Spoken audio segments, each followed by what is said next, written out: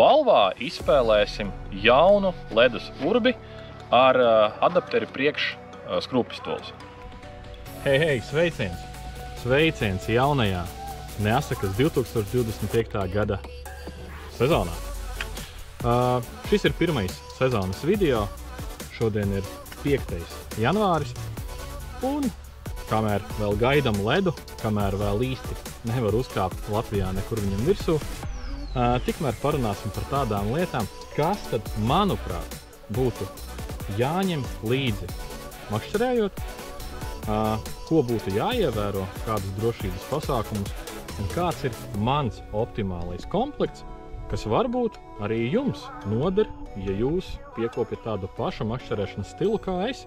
Daudz staigāju, daudz borēju caurumus, 100, 150, 200 āliņģi pa copi, pilnīgi normāli. 15 km copas laikā noiet, pilnīgi normāli. Meklēju tikai aktīvu zivi, vismaz cenšos to darīt.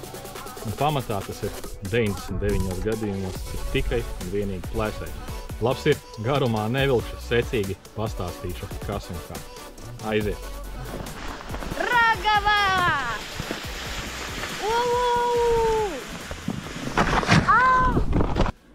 Te nebūs nekas jauns, es domāju, šādas vai līdzīgas ragavas izmanto 80% zemledus makšķernieku. Šā vai tā, viņas visas ir ļoti līdzīgas un daudz un dažādu ražotāju viņām ir. Manējās ir pirktas jau kādus gadus 3-4 atpakaļ un joprojām kalpo un nekas neliecina par to, ka nekalpos vēl gadus 3 un 4. Tā kā šādas te ragavas ir diezgan izturīgas, ņemot vērā to, kad pārvietojos ļoti un ļoti daudz. Manuprāt, galvenās iezīmes, kam vajadzētu pievērst uzmanību pērkot ragavas, ir, lai būtu šīs te vietiņas, tādi izbīdījumi, kur var ielikt iekšā kasti, un tā kaste neļurkājas un nekūļājas pa tām ragavām, bet turās savā noteiktajā vietā. Un arī šādi te, kas ļaus pārvietojoties pa ezeru, mērojot tālas distances, jums nenēsāt ledus urbi rokās, bet gan uzlikt viņas uz šiem te izgriezumiem, ledus bori smuki turās iekšā. Manuprāt, tās ir galvenās iezīmes. Ledus urbi! Īsumā par šo te šā gada jauninājumu manā komplektā. Šo man iedeva patestēt mani draugi no Zebra Masters. Tātad, kāpēc tieši izvēle krita tieši par labu šim modelim? Pirmkārt, nav jāskrūvē nekādas skrūves, neko. Vaļā, ciet, viss gatavs. Vaļā, ciet. Ļoti ātri un ērti boris ir gatavs darbam. Nākamais, kas ir liels plus, manuprāt, ir tādas ziemas, kad ledus ir ļoti biezs. Tātad šim ledus urbim regulējās viņa, teiksim tā, iespējami izborējamā ledus biezums. Šādā veidā, ja nemaldos, ražotāja mājaslapā ir rakstīts, ka ar šādu te ledus urbi var izborēt 1,55 m vai pat biezāku ledus kārtu. Tas arī izskatās diezgan ticami. Esmu jau viņu patestējis 2024. gada decembrī, uzkāpu vienreiz uz ledus Lubānas ezerā. Ledus biezums bija 10 cm.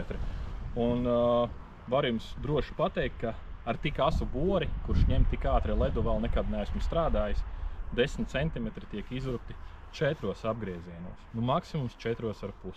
Vēl viens plus šim ledus urbim ir tas, kad var izņemt ārā rokturi, ielikt iekšā adapteri, tas viss stiprinās ar šo pašu skrūvi, skrūvpistole virsū un aiziet urbt savus 150 plus āliņus. Ja nemaldos, iepriekšējā pasaules čempionātā zemledus makšķerēšanā Latvijas izlase Mongolijā izmantoja tieši šos te ledus urbjus. Vienīgais viņa mīnus, pie kura diezgan ātri var pierast un pārmācīties, vismaz man tas sanāca, pirmajos 20 āliņģos. Tā kā šis boris ir paredzēts arī skrūvpistoles montāžai, tad viņa naža asmeņi skatās uz otru pusi. Sanāk, ar šo ledus urbi būs jāart nevis pretīm pulksteņrādītāju virzienam, bet pa pulksteni. Bet līdz ar to, ka naži ir ļoti asi, to iemācīties nav nekāda problēma. Un vēl nedaudz par ledus urbi.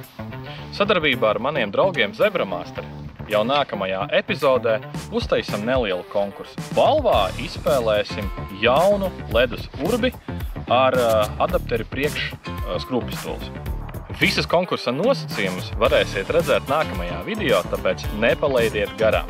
Un jā, šā vai tā visu šodienas redzēto sortimentu šo vai citu alternatīvu ražotāju izpildījumā var apskatīt un iegādāties pie maniem draugiem Zebra Master. Apmeklējot veikalu neaizmirstat atsaukties uz mani, Denis, Neasakas, un dabūsiet patīkamu atlaidību.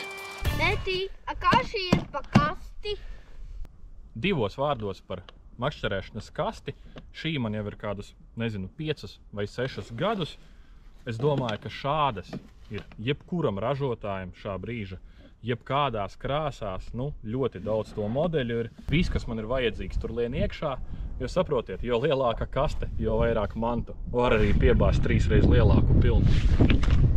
Hop, gandrīz nokritāt.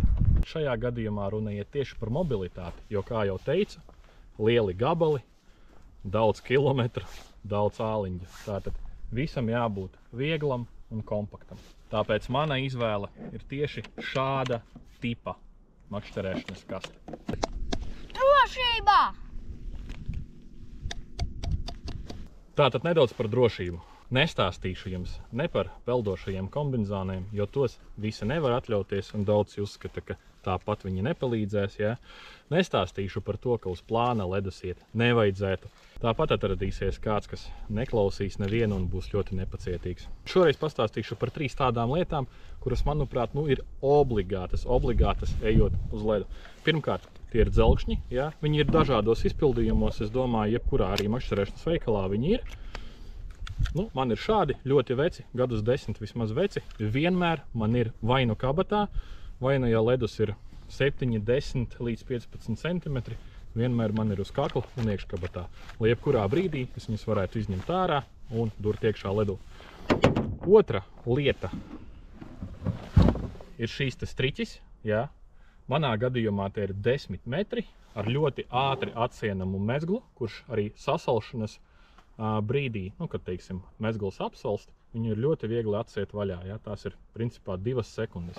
Karabīnes neizmantoju, jo ir gadījies, kad vajadzīgs striķis, un karabīne ir sasalusi ragā, viņu nevar attaisīt, un sanāk zaudēt laiku. Ja? Nedomājiet tā, ka tas striķis ir vajadzīgs tikai, lai kādam palīdzētu. Varbūt jums pašam šī palīdzība būs vajadzīga, un kāds, kas pieskaries jums palīgā, varēs jums tieši ar jūsu striķi jums palīdzēt.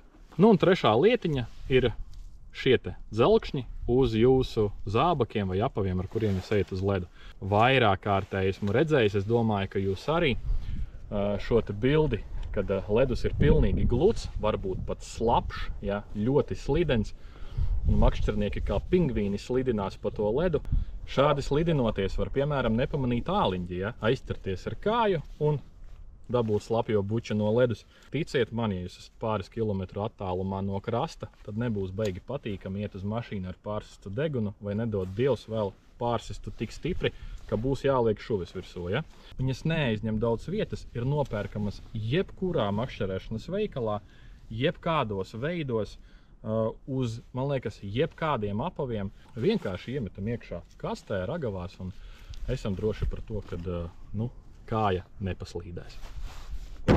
Makšķerītes! Ko? Nonācām pie tādām lietām kā makšķerītes.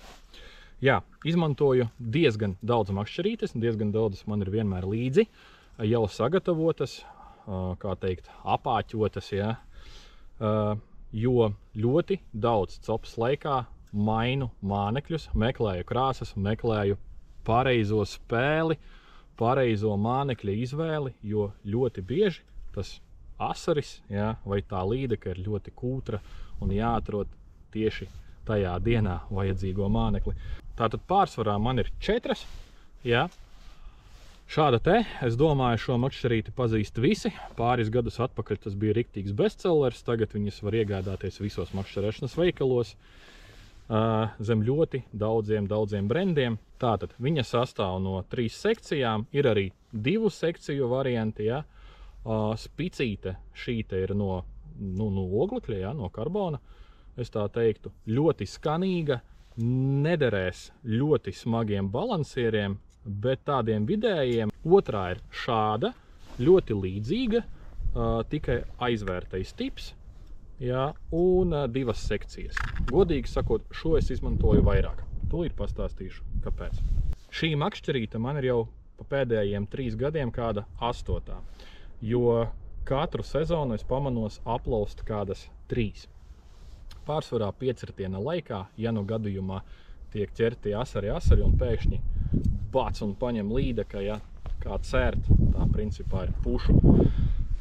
Bet tā nebūtu tā problēma, tā ir mana vaina. Problēma ar šīm makšķerītēm gandrīz visām ir tāda, kad šī te skrūve, ja, viņu ļoti viegli ir apraut.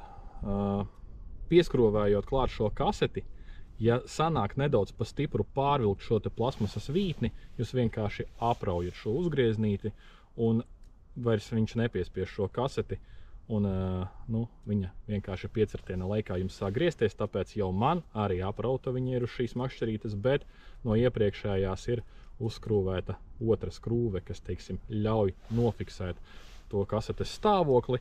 Vēl, kas man viņā nepatīk, ir tas, kad 3 sekcijas, jā, tātad vairāk vietas, kur viņai salūst, un parasti salūst viņa tieši savienojuma vietā. Ir gadījies tā, kad nolūst, pārlūst šī plasmasas daļa. Godīgi sakot, pirmajā viņa bija daudz izturīgāka, ja? Bet, laiks iet uz priekšu, ja? Ekonomējam uz materiāliem, un šī daļa ir diezgan vārīga. Bet visā visumā makšķerīte ir ļoti laba. Es zinu, kad, piemēram, mans kolēģis Elgars vairāk dod priekšroku šādam tipam, nevis šādam. Toties man vairāk patīk šis modelis. Pirmkārt, tāpēc, ka viņam ir aiztaisītā kasete, ja? Kasete ir cieta, aukla neapsals, tur neiekļūst iekšā ūdens. Vienīgi dažreiz var gadīties, ka aukla iekšā samudžinās. Bet izņemt ārā kaseti ir ļoti vienkārši un ātri atmudžināt un ielikt viņu atpakaļ. 2 sekcijas, kas, manuprāt, ir daudz parocīgāk, jo man nepatīk ļoti garas makšķerītes. Es stāvu zem māliņa, man tik gara nav vajadzīga. Un vēl, kas viņai ir šis te balalaikas rokturis. Ja? Man viņš ir daudz ērtāks rokā. Zinu, ka kolēģis strādā tā vai šādi, pats tā daru.